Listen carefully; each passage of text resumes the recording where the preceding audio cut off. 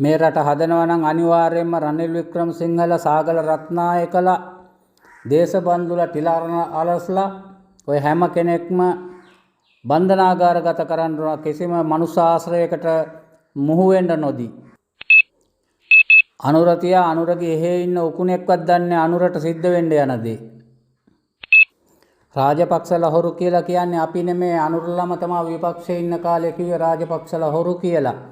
ඒව දැන් ඒ කට්ටිය ඒව එලිදරව් කරලා එයාට නිසි දඬුවම් දෙන්න ඕන. අපි ඒව කරන්න ඕනේ නැහැ. ඒව කරන්න ඕන ඒ අය. රනිල් වික්‍රමසිංහගේ පක්ෂේ තහනම් කරන්නවත් එහෙමත් නැත්නම් ප්‍රජාහිතය අහෝසි කරන්න හෝ මරණීය දණ්ඩනය දෙන්න ඔය හැම දෙයක්ම කරන්න පුළුවන්. ඔය බටලන්ද වදකාගාරයම අවශ්‍ය නැහැ. තවත් දේවල් තියෙනවා ඒ දඬුවම් ටික දෙන්න පුළුවන් ඒවා. 68 ලක්ෂයක ජනවරමක් දුන්න මාලිමා සමාජිකයින්ට තමයි මේ පණිවිඩය දෙන්න තියෙන විශේෂයෙන්ම. ආයුබෝවන් සියලු දෙනාටම. අද 2025 මාර්තු 20 හෙටට අනුර කුමාර දිසානායක සහෝදරයා ජනාධිපති වෙලා මාස 6යි. මේ මාස 6ට මේ මාලිමා ආණ්ඩුව විසින් කරන ලද වැදගත් ව්‍යාපෘතියකට තියෙන්නේ මේ වගාවට හානි කරන සත්ත්ව සංගණනය පමණයි. ඒ හැර මේ රටට කරලා තියෙන කිසිම අලුත් ව්‍යාපෘතියක් මම නම් දකින්නේ නැහැ. ජනාධිපති ධූරය දෙන්න කිව්වා ඒකත් දුන්නා. පාර්ලිමේන්තුව සුද්ධ කරලා දෙන්න කිව්වා ඒකත් දුන්නා. 159ක බලයක් 3න් 2ක බලයකුත් සමග මාස 6ක් ගත වෙන තැනදී කරපු ඇති කිසිම දෙයක් නැහැ. තව පළාත් පාලන ආයතන ටිකත් ඒ අයට දෙන්නලු. හුඟක් අය කියනවා එයාලට යම් කිසි කාලයක් දෙන්නවලු බලාගෙන ඉන්න ඕනලු. එයාලටත් අනික් කට්ටිය කෑවනම් මේ කට්ටියට කණ්ඩ හරි දෙන්න ඕනලු අවුරුදු 5ක් බලලා. තවත් සමහරු කියනවා ළමයෙක් ඉපදුන ගමන් ඇවිදින්න බැයිලු ඒකටත් කාලයක් දෙන්න ඕනලු. තවත් සමහරු කියනවා මොන දේ නැත් කමන්නේ හොරා කන්නේ නැහැලු. අනිත් ආණ්ඩුව වලින් නම් හොරා කෑවා කියලා කියන්නේ ලංකාවට කිසියම් ආයෝජනයක් ගෙනල්ලා ඒ ව්‍යාපෘති වලට ලැබෙන මුදලින් හොරා කෑවා කියලා. ඉතින් මේ කට්ටිය ආයෝජනයක් ගේන්නේ නැතුව ව්‍යාපෘතියක් පටන් ගන්න නැතුව හොරකම් කරුවද නැද්ද කියලා ඒ වගේ හොයන්න බෑ. එයාලා ව්‍යාපෘතියක් ගෙනාපු දවසට තමයි බලන්න වෙන්නේ හොරා කෑවද නැද්ද කියලා. අර ඉපදිච්ච ගමන් ඇවිදින්න බෑ කියන කට්ටියට කියන්න වෙන්නේ අපිටත් පුළුවන් අපි බලය දීලා තියෙනවා එයාලට අවුරුදු 5කට අපි කැමැත්තෙන් හරි අකමැත්තෙන් හරි අපි ඒ අවුරුදු 5 බලාගෙන ඉන්න ඕන. අවුරුදු 5කට බලය දීලානේ තියෙන්නේ. දීපු ඡන්දය ආපහු උදුර ගන්න විදියකුත් නැහනේ. එයාලා එහෙම ක්‍රමවේදයක් ගේනවා කොට ඒක ගෙනාවෙත් නැහනේ.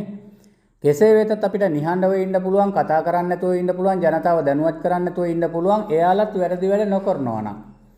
එයාලා ජනතාවට වැරදි කරනකොට මේක හොඳ නෑ කියලා කිව්වොත් අපි වැරදි. එයාලා කරාපු වැරදි මොනවද කියන එක මම එකෙන් එක පහදලා දෙන්නම්. එයාලා බලය ගන්නකොට නම් කිව්වේ නිර්ධන පන්තියේ මහජන ආණ්ඩුවක් හදනවා කියලා. නිර්ධන පන්තියේ ජනතාවගේ කරපිටින් ඇවිල්ලා එයාලා කරන්නේ මොකද්ද? ධනපති පන්තිය පොහොසත් කරන එක. ලොකු ලොකු ව්‍යාපාරිකයෝ ඒ ලොකු කර්මාන්ත හිමියෝ ඒ වගේ අය ආරක්ෂා කරනවා නිර්ධන පන්තියේ බෙල්ල මිරිකලා හොඳටම. දිව එළියට පයින්නකන් නිර්ධන පන්තියේ බෙල්ල මිරිකනවා. මොනවද මේ වෙනකන් දුගී දුප්පත් ජනතාව වෙනුවෙන් කරලා තියෙන්නේ? නමුත් පොහොසත් අය වෙනුවෙන් වී මිල තීරණය කෙරුවා, හාල් මිල තීරණය කෙරුවා, විවිධ දේවල් කෙරුවා පොහොසත් අය වෙනුවෙන්. කියනකොට නම් කොහමද කතාව දෝලාවෙන් ගමන පයින් නිර්ධන පන්තිය රජ කරවන්න කියලා අපි ගොවියෙක්ගේ පුතෙක්ව ගෙනාවේ. පොහොසත් රටක් ලස්සන ජීවිතයක් ගත කරන්න බලාගෙන තමයි අපි මේ අයට බලය දුන්නේ. බලය ගන්නකම් කෙඳිරි ගාලා බලය ගත්තට පස්සේ පළවෙනියෙන්ම කෙරුවේ මොකද්ද? බස්නාහිර පළාතේ ආණ්ඩුකාර ධූරය බාර දුන්න එක්ස්පෝ ලංකා එකේ හිටපු හනීප් යූසුෆ්ට. මහින්ද රාජපක්ෂලගේ ආණ්ඩුවේ කළු සල්ලි සුදු කරලා ලොකු චෝදනාවක් තියෙන පුද්ගලයෙකුට කවුරු හරි කියනවා මේක වැරදි නෑ හරි කියලා.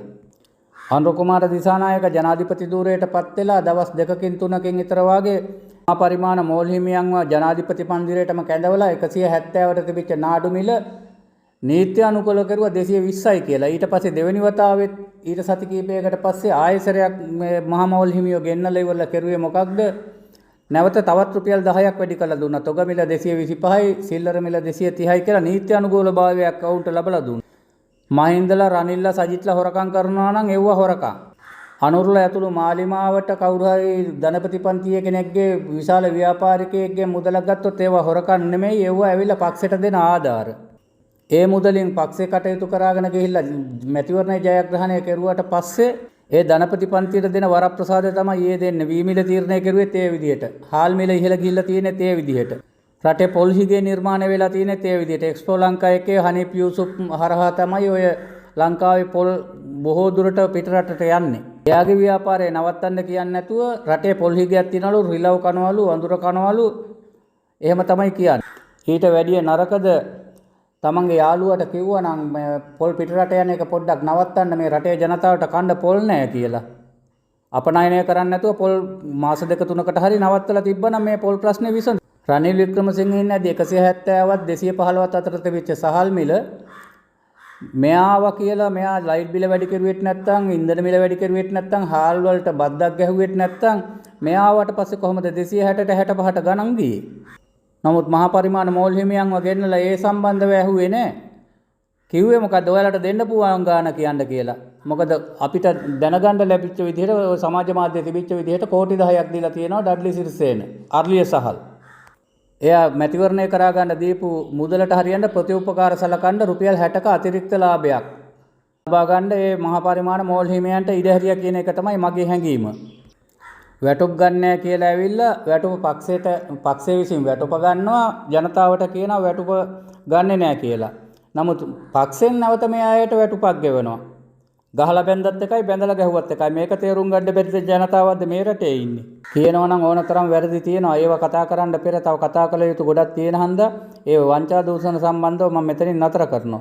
කුමන ආණ්ඩුව බලයකටපත් වුණත් රනිල් වික්‍රමසිංහ, ටිරාන් අලස්, සාගල රත්නායක, දේශබන්දු වාගේ අය නිදැල්ලේ ඉන්න හැරියොත් ඒ කිසිම රජයකට මේ රට පවත්වාගෙන යන්න, ආණ්ඩුවක් කරගෙන යන්න, රටේ ජනතාවට යහපත් විදිහට ජීවත් වෙන්න ඉඩ තියන්නේ නැහැ. මේ අය තමයි මේ රටේ ඉන්න ලොකුම ප්‍රබලම ඉහළම තැන ඉන්න පාතාල නායකයෝ මේ කණ්ඩායම. නමුත් ඒ අයත් එක්කලා අනුර කුමාර දිසානායකගේ ලොකු ඩීල් තියෙනවා. මට මතකයි පෙරටුගාමි සමාජවාදී පක්ෂයෙන් යම් අවස්ථාවක එළිදරව් කෙරුවා.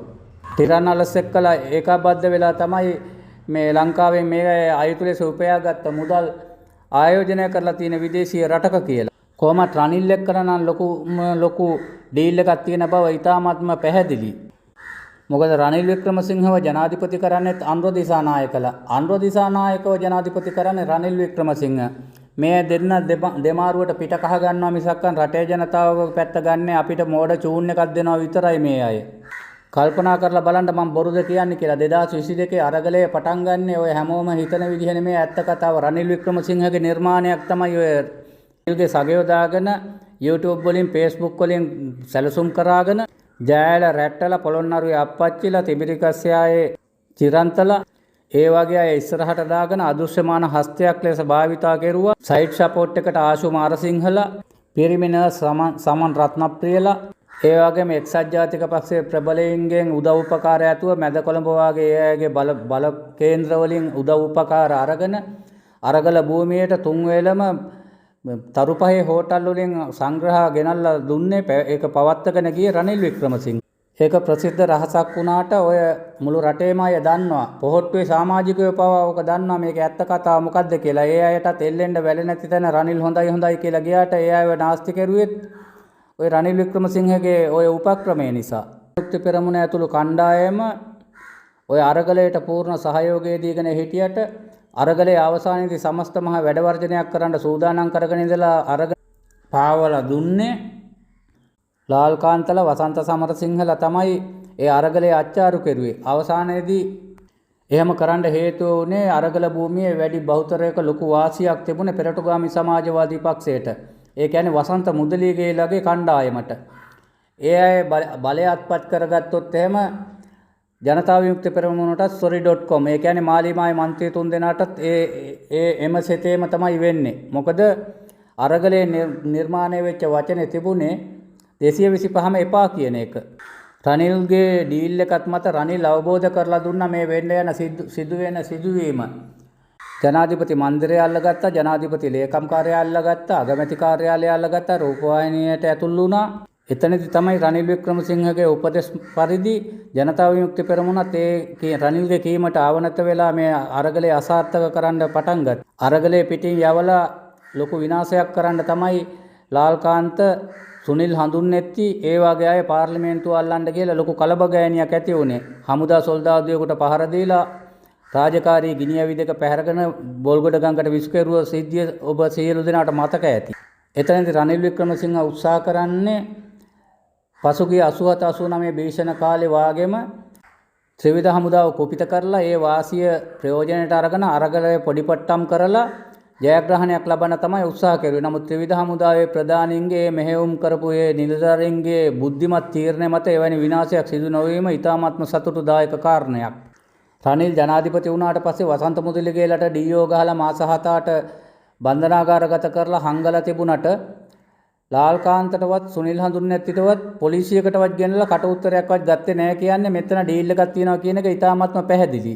වසන්ත මුදලිගේලා කරේ ආදරයේ අරගලය ගල් කැටයක්වත් අතට ගන්නේ නැතුව. නමුත් සුනිල් හඳුන්නෙත්ති සහ ලාල්කාන්තගේ ඒ ගිය කණ්ඩායමත් එක්කලා රනිල්ගේ කණ්ඩායමත් ඒකාබද්ධ වෙලා ඒ කරපු පාහර වැඩය රාජකාරී ගිනියවියක් පැහැර ගැනීම කොයිතරම් බරපතලද. නමුත් ඒකට කිසිම විමර්ශනයක් සිද්ධ වුණේ නැහැ. ජනතා විමුක්ති පෙරමුණේ කණ්ඩායම ඒකට සහාය දැක්ුවේ මොකද පෙරටුගාමී සමාජවාදී පක්ෂය බැරි වෙලාවක්වත් ඒ වෙලාවේ අරගලය ජයග්‍රහණය කරා නම් රටේ ආණ්ඩු බලය අල්ලන්නේ අලුතෙන් ආණ්ඩුවක් පිහිටවන්නේ ඒ ජනරගල කණ්ඩායම. ඒ අය මර්ධනය කරන්න තමයි රනිල් එක්කලා එකතු වෙලා රනිල්ගේ ඩීල් එකට ජනතා විමුක්ති පෙරමුණේ ඒ කණ්ඩායමත් එකතු වෙන්නේ. රනිල් වික්‍රමසිංහත් කිසිම දෙයක් දන්නේ නැති තොත්ත බබා වගේ පාර්ලිමේන්තුවට ඇවිල්ලා ගෝඨාභය රාජපක්ෂව එලවන්න උපරිම කරන්න තියෙන කෙනෙහිලිකන් ටික කරලා ගෝඨගේ ඉතුරු කොටේ අදින්න ජනාධිපති පුටුවේ වාඩි වෙන්න තියෙන කෑදරකමට 69 ලක්ෂයක ජනවරමින් බිහි කරගත්ත ජනාධිපතිවරයෙක් පන්නා දාන්න සිද්ධ වීම සම්බන්ධව අලුතෙන් විමර්ශනයක් කරලා ඇත්තටම ඔය බටලන්ද වදකාගාරයට වඩා ප්‍රබල විදිහට මේ පාහරයට දඬුවම් දෙන්න, මරණීය දඬුවම් දෙන්න, ප්‍රජා අයිතිය අහෝසි කරන්න UNP එක තහනම් කරන්න පුළුවන්. නමුත් ඒවට කවුරුවක්වත් උනන්දු වෙන්නේ නැහැ. රාජපක්ෂලවත් ඒවට උනන්දු වෙන්නේ නැත්තේ මොකද රාජපක්ෂලගේ යම් රාජපක්ෂල කණ්ඩායම් ඔකට සම්බන්ධ නිසා.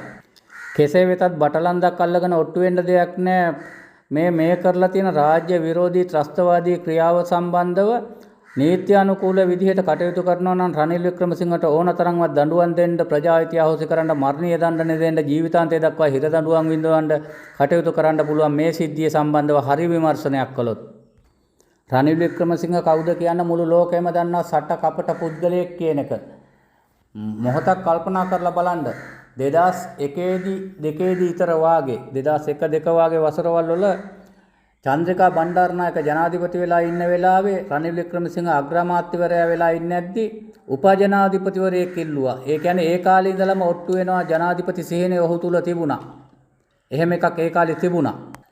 බලලෝභීත්වයේ හේතුවෙන් 2010 දී පැත්තක හිටපු සරත් පොන්සේකට ටොපියක් දීලා ගෙනල්ලා අන්තිමට සරත් පොන්සේකවට හිරබත් කන තැනටම පත් කෙරුවේ රනිල් වික්‍රමසිංහ. සරත් පොන්සේකගේ ගිනිසිලුව පක්ෂය ඉවරටම ඉවර කෙරුවා 2015න්. ශ්‍රී ලංකා නිදහස් පක්ෂය හිටපු මෛත්‍රීපාල සිරිසේනට 2015 දී ටොපිය දීලා ශ්‍රී ලංකා නිදහස් පක්ෂය ඉවරම කෙරුවා. මට නම් සැකයක් තියෙනවා පාස්කු ප්‍රහාරයටත් මේ පුද්ගලයාම තමයි සම්බන්ධ වෙලා ඇත්තේ කියලා. 2020 මහමැතිවරණයෙන් පත්වෙච්ච පොහොට්ටුවේ ආණ්ඩුවත් 2022 දී ඔය කියාපු විදිහේ ඔය අරගලය නිර්මාණය කරලා පොහොට්ටුවත් විනාශම කරලා දැම්මා. කොටින්ම කියනවා නම් LTT එකක් දෙකට කඩාපු මිනිහෙක්නේ රනිල් වික්‍රමසිංහ කියලා කියන්නේ. අන්න ඒකයි මම මාලිමාකාරයෝ හැමෝටම කියන්නේ. මේ රනිල් වික්‍රමසිංහ එක්කලා තියෙන ඩීල් එකත් එක්කලා මාලිමාව ඉවරටම ඉවර වෙනවා. මේ රනිල් වික්‍රමසිංහගේ උපයනියන් වලට වැඩ කරන්න ගියොත් අපිට උඩින් පෙන්නුවට රනිල් වික්‍රමසිංහ එක්කලා එහෙම එකක් නැහැ කියලා සැබෑවටම රනිල් වික්‍රමසිංහත් එක්කලා අනුර කුමාර දිසානායකලාගේ ඩීල් එකක් තියෙනවා. මෙන්න මේ ඩීල් එක හන්ද මාලිමාව නැත්තරම නැතුව යනවා අනිවාර්යයෙන්ම. අපි ඔයාලා කවුරුත් හිතා හිටියට අපේ ඡන්දයෙන් අපි මහජන ඡන්දයෙන් අනුර කුමාරව බලයටපත් කෙරුවා, අනුර කුමාරට ජනාධිපති ධූරය අත්පත් කරලා දුන්නා කියලා නෑ. ඇත්ත කතාව ඒක නෙමෙයි. සජිත්ගේ ඡන්ද කඩන්න ඕන හන්දා තමයි රනිල් වික්‍රමසිංහ 2024 ජනාධිපතිවරණයට ඉදිරිපත් වෙන්නේ. පරදින බව දැනත් වික්‍රමසිංහ ජනාධිපතිවරණයට ඉදිරිපත් නොවුණා නම් අද රටේ ජනාධිපති සජිත් ප්‍රේමදාස. මම එහෙම කියන්නේ අනුර කුමාර දිසානායක ලක්ෂ 56ක් ගන්නකොට සජිත් ප්‍රේමදාස ගත්ත ලක්ෂ 42ක්, රනිල් ලක්ෂ 22යි. පොහොට්ටුවට ගියේ ලක්ෂ 2කමාරයි. රනිල් නොඉල්ලුවා නම් ඔය ලක්ෂ 22කින් ලක්ෂ 15ක්වත් සජිත්ට ගියා නම් බලන්න ලක්ෂ 57ක් විතර වෙනව නේද? අන්න ඒ නිසයි මම කියන්නේ අපි නෙමෙයි අනුරව ජනාධිපති කෙරුවේ රනිල් වික්‍රමසිංහයි කියලා. අනුරව ජනාධිපති කරාපු එකට ප්‍රතිඋපකාර සලකන්න තමයි රනිල් වික්‍රමසිංහලට විරුද්ධව කිසිම දෙයක් මේ අය කරන්නේ නැහැ. පහුගිය ආණ්ඩුවලත් ඔය වගේ නයි පොළොංගු වගේ හිටියා. දැන් නයි පොළොංගු එක කොටේ උඩ නැගලා යනවා කියලා කියන්න තමයි අපිට සිද්ධ වෙන්නේ. කොහොමත් අනුර තියා අනුරගේ එහෙ ඉන්න උකුණෙක්වත් දන්නේ නැහැ. අනුරලට සිද්ධ වෙන දේ. රනිල් වික්‍රමසිංහ ලබන ඒ කියන්නේ අනුර කුමාර දිසානායක ජනාධිපති ධූරයට පත් වෙලා අවුරුද්දක් යන මොහොත එනකොට එන සැප්තැම්බර් 21 වගේ වෙනකොට රනිල් වික්‍රමසිංහ මොනවා හරි ජිල් මාට් එකක් දාලා පාර්ලිමේන්තුවට ඇවිල්ලා අනුරගේ ඉතුරු කොටේ අදින්න බලාගෙන තමයි පාර්ලිමේන්තුවට රනිල් වික්‍රමසිංහ එන්නේ. දැන් රට කඩා වැටෙන විදිහට සෑම උපක්‍රමයක්ම යොදනවා කිසිම දෙයක් නොදන්න මිනිහා තොත්ත බබා වාගේ. ව්‍යාපාරික පැලැන්තිය අල්ලගෙන හාල් මෝල් හිමියෝ වගේ අය අල්ලගෙන එහෙම හාල් මාෆියාව තව තවත් වර්ධනය කරමින් රටේ ඩොලර් හිග කරමින් විවිධ උපක්‍රම යොදමින් ඉන්නවා රනිල් වික්‍රමසිංහ මේ මොහොතේ. ওই ටික කාලයක් බලන්න ඕන කියන කට්ටියත් අවුරුද්දක් විතර යනකොට ඒ ටික කාලේ බලලා ඉවරලා එක්කෙනා දෙන්න මාලිමාවෙන් හැලුනට පස්සේ ඒ නැවත අරගලයක වාගේ දෙයකින් ඒක කියන්න බෑ මහජන අරගලයකින්ද හමුදා කුමන්ත්‍රණයකින්ද කියලා කියන්න බෑ. ලබන සැප්තැම්බර් විතර වෙනකොට කොහොමත් බලය ලබා ගන්න තමයි රනිල් වික්‍රමසිංහගේ අරමුණ වෙලා තියෙන්නේ. හමුදා කුමන්ත්‍රණයක් ගැන කිව්වා කියලා මාව CID එකට එහෙම ගෙනියන්න එපා. මේවා අපිට හැඟෙන දේවල්. අපි මේ ඔය පිළිබඳව තොරතුරු අපිට ලැබිලා නෙමෙයි. අපිට මේ යන සිදුවීම් දිහා බලාගෙන ඉන්නදී අපිට හිතන්න වෙනවා. මොකද සේනාධිනායකයා අනුර කුමාර දිසානායක වුණාට අනුර කුමාර දිසානායක කියන දේවල් ත්‍රිවිධ හමුදාව පොලිසිය ගණන් ගන්නෑ කියන එක අපිට දැන් තේරෙනවා. මොකද දේශබන්දුව අත්අඩංගුවට ගන්න අධිකරණ නියෝගයක් දීලා තියෙනකොටත් පොලිසියෙන්වත් CID එකෙන්වත් මොකකින්වත් අත්අඩංගුවට ගත්තේ නැහැ. හයිවේ එකේ ගියා රෝඩ් බ්ලොක් ගණනාවක් තිබුණා එකකින්වත් චෙක් කරලා නැතුව කොහොමද උඩින් සම්ප්‍රාප්ත වුණාද මාතර උසාවිය ඇතුළට පොලිසියෙන් ඒවා ඇල්ලුවේ නැත්තේ. ඒ කියන්නේ මේ අයට ඒ ත්‍රිවිධ හමුදාවේ එහෙමත් නැත්නම් ආරක්ෂක අංශවල ප්‍රබල සහයෝගයක් තියෙනවා. ඔය සහයෝගය මත කිසියම් දවසක අනුර කුමාරවත් හයිජැක් කරන්න පුළුවන්. නිවාස අඩස්සියේ තියාගෙන කුමන්ත්‍රණයක් මගින් මේ බලය ආපහු උදුරගන්නත් ඉඩ තියෙනවා.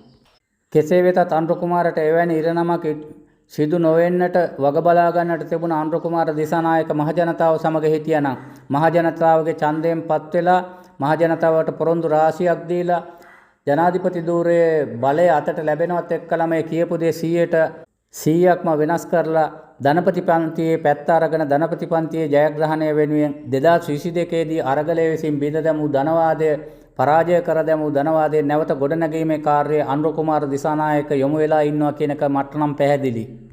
මේ සිද්ධාන්ත ටික බලාගෙන යනකොට අපිට ඡන්දෙ දෙන්න සුදුසු කිසිම පක්ෂයක් මේ රටේ තාම බිහි වෙලා නැහැ කියලා තමයි මට හැඟෙන්නේ. ඔබ සියලු දෙනාමත් මේක අහලා කණෙන් අහලා මොලෙන් තේරුම් අරගෙන ඉදිරි ක්‍රියාමාර්ග ගන්න ගනු ඇතයි මම විශ්වාස කරනවා.